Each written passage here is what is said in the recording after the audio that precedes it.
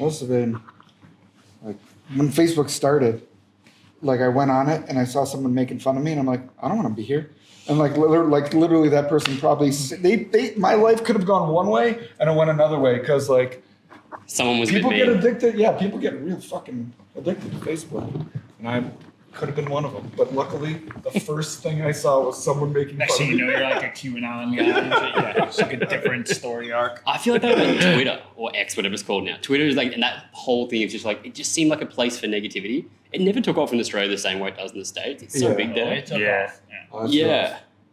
I never got into it at all. I tried it, and I'm like, I'm not witty enough to post something. Yeah, I'm not funny enough to write every anything 4 cool. hours. Or like today, oh my God. Like, we kind of handle our own social media, and someone just got fucking murdered by ICE. And it's like, video of a murder. And meanwhile, hey, come mosh to better letters. Yeah. Video of a murder. It's like there's days where it's just like, Yeah. let's just not be on this fucking phone right now. Yeah, Does that lend itself though to the aggressive nature of the music of having like, with so much shitty stuff being presented and thrown at your faces, it kind of gives people an outlet to go and express that like, I don't know, anger and passion and rage in a positive way, as opposed to just like I said, get on the internet and typing shit and watching negativity. I mean, I think anything that isn't sitting on your phone and stressing out is probably a plus nowadays. Yeah. If heavy music is an excuse to get out of the house, I think anything that's an excuse to put the phone down is probably healthy. Do we start?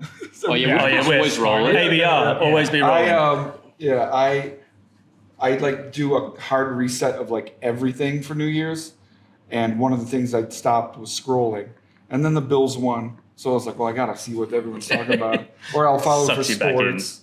And it's like I could honestly say of all the things I quit, like one of the most noticeable things was that like you just have more time, Yeah. like, and then when you go back on, you're just like, oh fuck, like you Yeah, get it's a so lot. desensitized.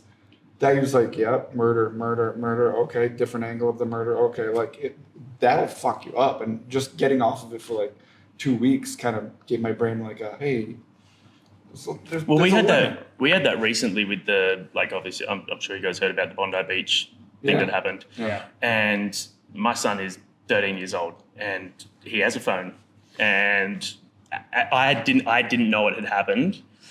He was with me at the time, and his mum's like, hey, dude, this has just happened.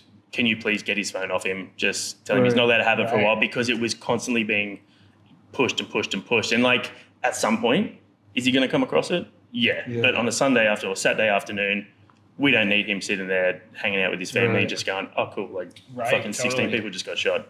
Yeah. It's a hard one. 13. Yeah, my kid's 10. It's a hard one to navigate. Oh you know? God, I can't. I'm not looking forward to the day he gets the phone. You're not gonna be the same. Once you get that phone, like I like just sit and I watch him live this amazing life with all his friends because they're all 10 and they don't have phones yet.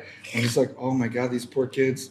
4 years, 5 years. It's just, dude, it's they're a not even gonna constant know struggle. how good they have it. It's a constant struggle because he does get to do so much cool shit. Like, he's a fit kid. He plays soccer. He plays the drums. He's in the surf club. He comes to a lot of gigs. You know, he's got a lot of mates that do stuff. But there's also this part to being that age where they're always sending each other memes. And they're always texting each other. And so they're just, it's like, where do you draw the line? It's like, man, he's doing good at school. He's doing good at this. But also, I kind of want to keep him away from that. All his friends are on that. Yeah, you don't want like to be like the left out. Yeah, because they do get left out. Yeah, Right. it's fucking hard, man. That too. Yeah. Plus, what if like his friends are sending him funnier memes than you are? Then you're gonna look like no, that's never gonna happen. He's I not send funny. the One of my funniest memes. family members, like, there's two younger girls, and one of them just kind of got the cell phone, so they have the group chats and stuff now, and they're like mean to each other because they can like kind of hide behind, like they're meaner to each other on the phone than they are when they see each other in school or on their play dates and stuff. Keyboard confidence. Yeah, like I'm keyboard watching. confidence. It's like the birth of these little keyboard warriors. I never So heard it's that just phrase. That's Keyboard good. confidence. Keyboard confidence. Keyboard yeah. confidence. The worst thing with the memes See, is, now- though, when they show you something, and it's like something like, you know, if you're with your mates, you'd laugh at it. Right. When your 13-year-old shows you, it's like, fuck, I should really be telling him that you shouldn't be making fun of this stuff right now. right. But it's really funny, and you're like, That's terrible, man. Delete that right now. Right. Yeah. But also send me that so I can share with my friends. Yeah. So I can be the funny guy. Anyway, let's talk about officially music. start. Not welcome back, but welcome to Australia as this for the first time. Welcome. Thank you for having us. It's very exciting. Yeah. How has the response been? I think we're 2 for 2. Yeah, Right? yeah, Two yeah, good yeah. shows. So. Oh, yeah. I'm glad that today is show 3 because show 1 is always weird, even if it's perfect top to bottom.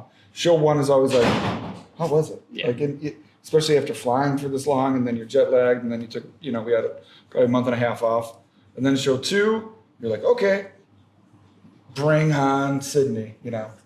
Day 3 is when you're locked, when you're locked in. Because locked in, we dream.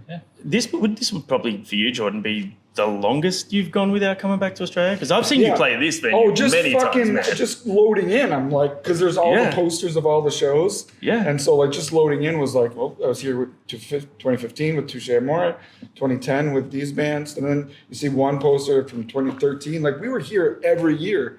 Every year and a half, This I was reckon the it was. venue we Yeah. saw you at, too. And then we did 2 Unifies, and it haven't been back since that one. I think 2019 with Taking Back Sunday, Citizen. Nice. Yeah, Unifies. That's probably not happening anymore, right? No. Another one bites the dust. Yeah. Unfortunately. No, that happens to like every festival. Weirdly, not Australia. The heavy music scene is yeah. the only one that's consistently doing well. Like we have, like Soundwave was the big one that kind of went. Sure. That's been replaced now with Good Things. Good things. Yeah. Okay. And then Knockfest did really well here. Good. So- We'd love to come back and do those. We did Itza did a Big Day Out. Remember those? And those were cool because like they only put on like 1 or 2 heavy bands, and you were just the weirdo that day, and it was like, well, it's fine. We get to be on the Big Day Out flyer. That's the only time in the history of your band coming to Australia that I ever missed seeing E10. Yeah. That's the only time. Because I was like, I'm not paying $200 ticket to just watch you guys get screwed over and play one 30-minute set at 11 o'clock in the morning. My 2 memorable stories are that the Sydney Heat record was broken at 1 p.m. on the day that our set was 12:45 to 1:15. So we were literally on stage during the hottest moment in Sydney history. Cool. And then the other story is that like 2 or 3 shows in, Andy's pedal board just disappeared because you have all these loaders and all these trucks and it's like, and so the next day it's like, where is this thing? You have to like makeshift a rig. We did it. House vs. Hurricane was on it, so they were like, they lent us some stuff, and he made it through the tour. And then like 6 months later, a year later, we get this weird like email call. Our manager does like from the Killers, being like, "Yeah, we have a pedal board that has Every Time I Die spray painted on it." Like, so apparently, Our set's been really heavy lately for some reason, and we can't figure out so why. someone loaded it into the wrong truck. So you, as we said, like you guys you're veterans of the scene. What's the energy coming in with this project versus others? Is there a new approach? Is there like, we've done this before, we know what worked, what didn't work, what we want to bring to this? Because it's I know the term supergroup gets thrown around a lot, but this is a bona fide supergroup. Yeah. What do you I mean, I think, every tour or show, when you're a new band, is exciting because, we haven't been here yet. We haven't been here yet. So it's nice to get that, like, welcoming kind of pop, But I mean, I don't know. I kind of like, to me, I approach almost every show the same, wherever we are. It's like, we do the same. You're getting the same show. Whether it's like the biggest show we could possibly play, or like some very obscure market, like we still do the same thing. So it's cool. To me, like, especially when it's like our first time in places, obviously I feel like we want to prove ourselves and still show kids who haven't seen this band that, like, hey, we're a little older, but we're still pretty awesome. We're still fly, we're cool. So it's been, I don't know. I kind of always look at it like, I'm here to do the one thing. Yeah. Okay. So, but I love Australia, and the shows are great here. It's as good as, I was here a couple of years ago at End, and the shows rocked, and it's as cool as those were, and I'm definitely I definitely am feeling the love out here, so it's great.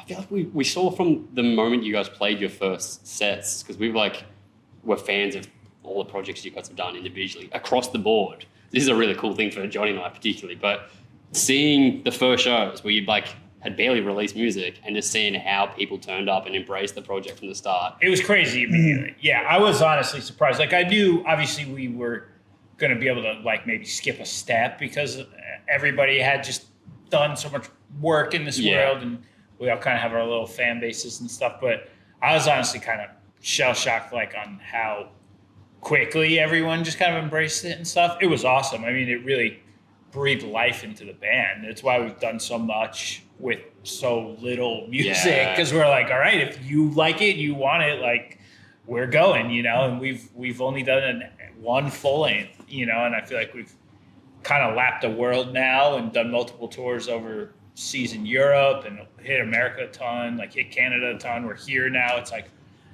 okay, people like it. Let's give it to them, you know. So, but I think it's that's super flattering and humbling to kind of get that love right away. It is a testament, though, without blowing too much smoke. It's a testament to you guys because of, you know, the bands that you've come from. It's not like they were just bands in the scene. They were bands that have a very, very massive chokehold on where the scene has gone and how many sort of copycats and offshoots it spawned.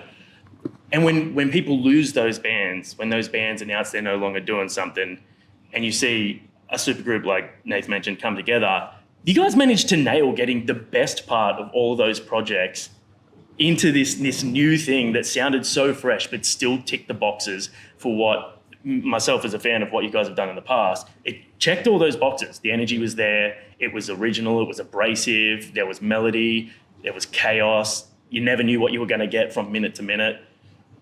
Was that a conscious thing, and was that a hard thing to do when you're writing that? Because it definitely wasn't conscious, because I will be completely honest, and I'm not trying to be coy or aloof, but I feel like I didn't know we were as big as I look back and feel like we might have been. Do you know what I mean? Yeah, like, I okay, think, like, yeah, obviously, you know, there's, when you're at a funeral, everyone's there talking about how amazing your life, you know, is, but as you're living that life, you don't have that every day. So, you know, every time I die was, and I'm not trying to squash it, you know, history is written by the winners. So I don't want to be like out here and be like, well, actually Albuquerque we barely drew 100 kids in Albuquerque. You know what I mean? Like, so I have those, we shoveled shit for a long time, and we played a lot of great shows, and we played a lot of great tours, but it was also very hard work. We were a van band. yeah, you guys were DIYs. We never had guitar techs. We never had a drum tech. We were our own drivers, and so. And now you guys have got giant buses out there. No, we still have a van. Yeah. So It's got air conditioning now. This one has AC. no, it's just a mentality, I think, that which made Will feel like such a sixth member when we were writing and recording with him. It's just, we were on the same wavelength as far as work ethic goes, and that's what I really think it comes down to. And so if you can have a hard work ethic in one band, and then you just keep that hard work ethic in the next band, it's kind of really up for everyone else to decide, you know. I feel like that's very transparent as well, like in the heavy scene especially. Thank you. You can see when a band is working I mean, hard. and obviously I was adjacent to this band, to Jordan's, you know, thing he did for a long time, but I wasn't in the band. But as somebody on the outside, part of why I was excited to do this too is because there was like this whole, like you said, you know, it's like there aren't a lot of bands that actually sound like this or do what we do, you know? And it's one of those things where it's like, I don't know if it's because tastes have changed or requires a certain kind of skill set, or it's just like out of fashion with 18-year-olds, or, you know, it's like, but it's like the people who like this stuff want more of it, and it doesn't exist. So it was like, oh, cool. It would be exciting to do that right and do it justice with a new project. Yeah, you know?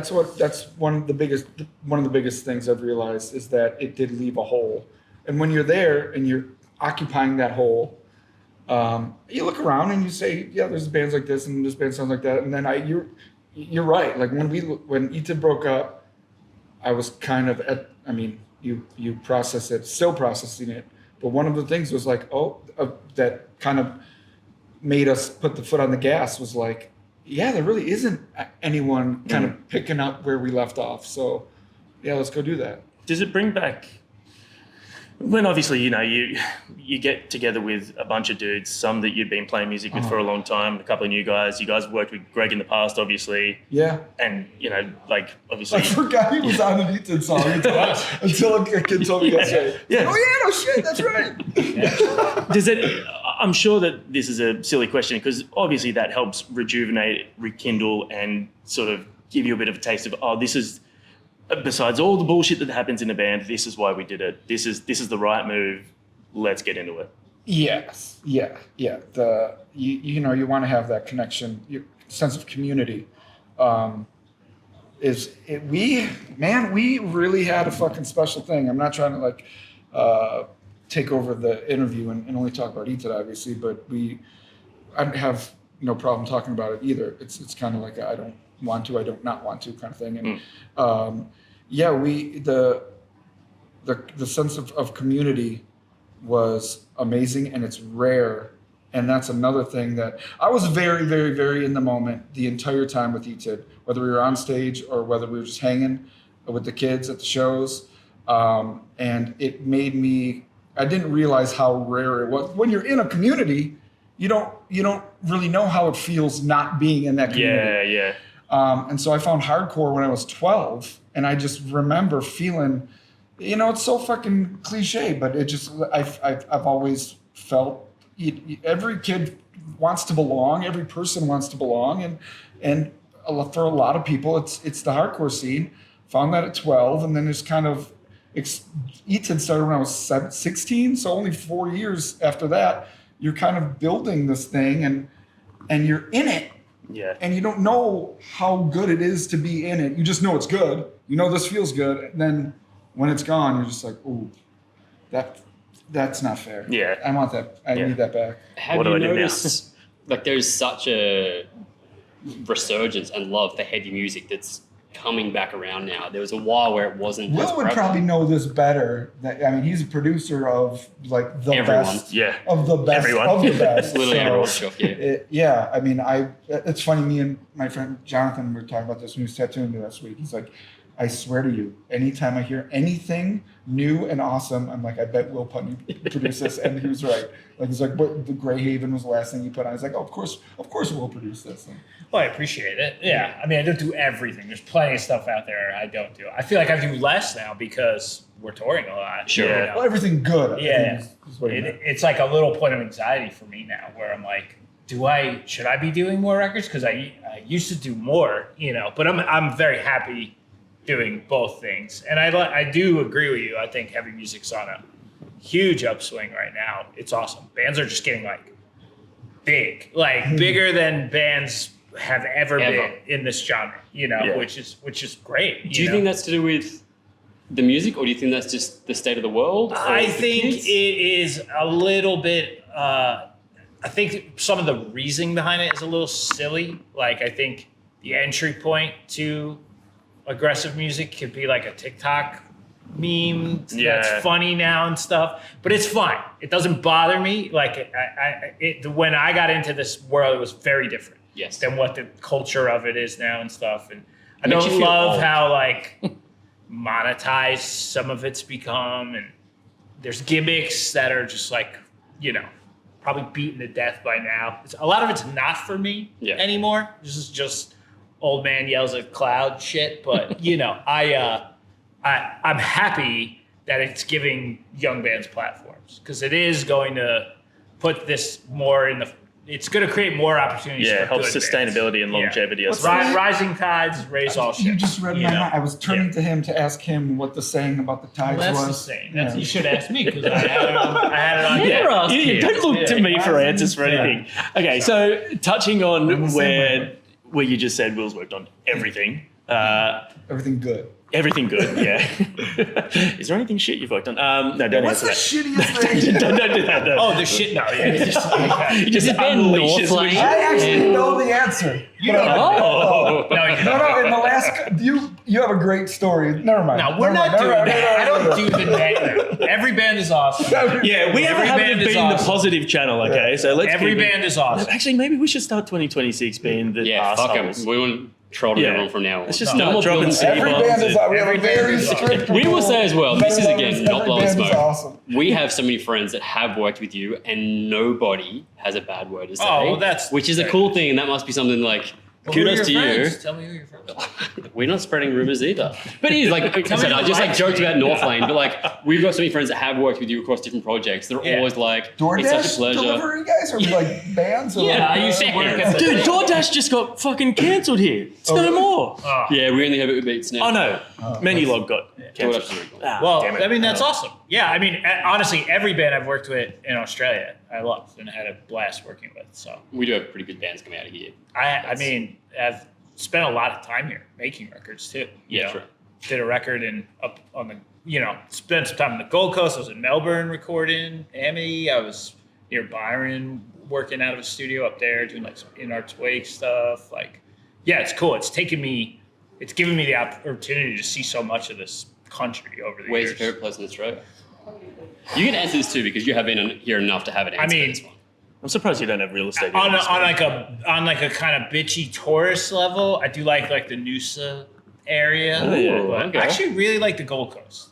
Okay. Everyone's like, the Gold Coast, there's nothing to do there. And I'm like, yeah, that's why I like it. I like the nature Quite nice, part. yeah. I feel like the Gold Coast gets a bad rap because of one section. They're like touristy, shiny. Cavalav. Yeah. Sure. I mean, I guess I just had a lot of fun exploring there and finding this little bay where there's a bunch of critters I've never seen. And, Sure.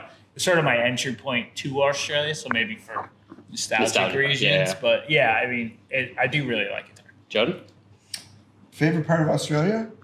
I always leave saying Melbourne, but I've never gotten to the Gold Coast enough to have an opinion. But later in life, I mean, I live in the desert back in America, so you guys are talking about isolation and nature. That sounds like it's right up my alley. I'm in the woods, actually. Yeah. Yeah. So I mean, like, I think I've had my fill of cities Yeah, over the sure. years now, and It's always fun, interesting for a lot of bands. They say Melbourne because it has like a better city life. But then you really delve deep and you're like, I don't really want to be in a city. yeah, I mean, we see every city. It's awesome. It's Yeah. like the coolest part of doing this and traveling is like you see everything. You meet Yeah. every type of person, eat every type of food, play every kind of show. It's like it's awesome. But That's then right. when I go home, I'm like, I don't need to be in the middle of all that. Yeah, anymore. yeah. I like reset. looking at the squirrels and the birds in the morning and shit. So. We did go off on a bit of a tangent before, but there was a reason for me saying that you've worked with everyone good. Brings me to my next question, because you've worked with a lot of people and had a lot of big guests on your album in the past. Right. Who's the dream get, the dream collab, the dream produce for you guys? Or feature. Yeah, who's on the hit list that you would love to work with that you've Oh. never got? Action Bronson. Yeah. West Side Gun. Yeah, I don't really know. I feel like West Side Gun's possible. Yeah, well, One of that's these like days. we record with the same. I mean, he records at Jay's all the time. Yeah. He's texted me for artwork, and I fucked up because I made him. This is how cool he is. I made him something and sent it to him, and he never wrote me back. He's so cool that he could request I make him artwork and then just ghost me when it's not good enough. Oh, you hate to see it. Yeah, but Yeah. so I guess I got to get back to my Renaissance painting Yeah. because he likes that stuff. Yeah, I don't know. I my default for what's the band you want to work with is always like a Metallica or something like, oh yeah, let's get the big band. I don't really know. I don't really know if I want to do Metallica. I might just want to enjoy them. Yeah, okay. Yeah. Sometimes like the things you like, the personalities that make the things that you like Yeah. aren't necessarily the people you want to like work with. It would be more of a sort of being a part of where that it's like- world. Yeah, for so that moment. I always like. Never I meet mean, Eurostar. my answer's Yeah. still Metallica, regardless. But it's Just like, have your phone out filming yeah, some I kind don't of know. monster part two. Over the years, I don't really chase like stuff anymore. Like Okay. I'm fortunate where like I have this circle of people that I make music with, and I have my own projects, and kind of like been able to like keep myself busy with like just like my friends in bands, the people I care about, the music that I really like, So it's like I've been like chasing stuff less. So I kind of like this is my dream scenario, It's a great place to be. It's great, and I like appreciate it. I never take it for granted, but it's like this is kind of what I would like to do. you have the name, right? You have the name when it comes to producing and stuff. Is it hard for you, or have you ever found yourself in a position? I feel like most bands would come to you if they want a certain thing, if they know you've got a skill set that attributes to what they're trying to do. Is it hard when you have people approach you, if ever, and then you turn around and go, look, man, I just don't think that world's for me. I don't think that I can bring anything to that. It happens a lot more now because I have the self-realization. Like, I used to get really pigeonholed. I still do. Like, if you zoom out, I'm still a very pigeonholed type of record producer, you know? And I'll work with different bands, but they're coming to me to do like a certain thing, you know? Yeah. And I've tried to like spread out as far as like all of our subgenres so that I can have like an eclectic enough palette where if something pops up and it's cool, I have something to be like, oh, look, I did do this. I do stuff like this too, you know? But like, I don't record indie bands. I listen to them. I don't like probably more than I would put on like beatdown music at this age, you know, but they don't call, you know? So it's like, and I've learned like, that's okay. I don't want to start over somewhere else. Yeah. I can it goes back to me just being like, there's stuff I can just like. Yeah. And then there's stuff where, you know, every once in a while something different comes across and I get excited for it because it's like, cool, I haven't done that. Like, I'm doing a lot more industrial stuff now than I have in the past. And I'm having fun with it because it's stuff I've grown to like as a fan more over the years. Yeah. And I'm like, cool, there's a little variety for me. But yeah, I'm okay with people thinking that, oh, he's the guy who does that one thing. Because it's kind of true now, I guess. You know? I mean, you do it. Take it. Yeah, it's fine. I'd rather be really good at like one thing. Yeah. And just like okay at a lot of things. Than a jack of all trades, master of none. So, all right. Seeing as I've started, I'm going to wrap this up with a kind of longer question. You talk about like only having an EP and an album, fairly small catalog, and being able to do a lot with it. How much pressure do you feel for going forwards with that? Of being like, well, we fucking come out of the gates and crushed it, seemingly. There's an expectation of what comes next? No. Very convincing stuff. Okay, this answer is just the honest answer. When the band came out, after the Eats It breakup, the way it went down and the horrible untruths that were said about it made it so that there was a dramatically large amount of people who were making sure I knew that the next thing I did would be a failure.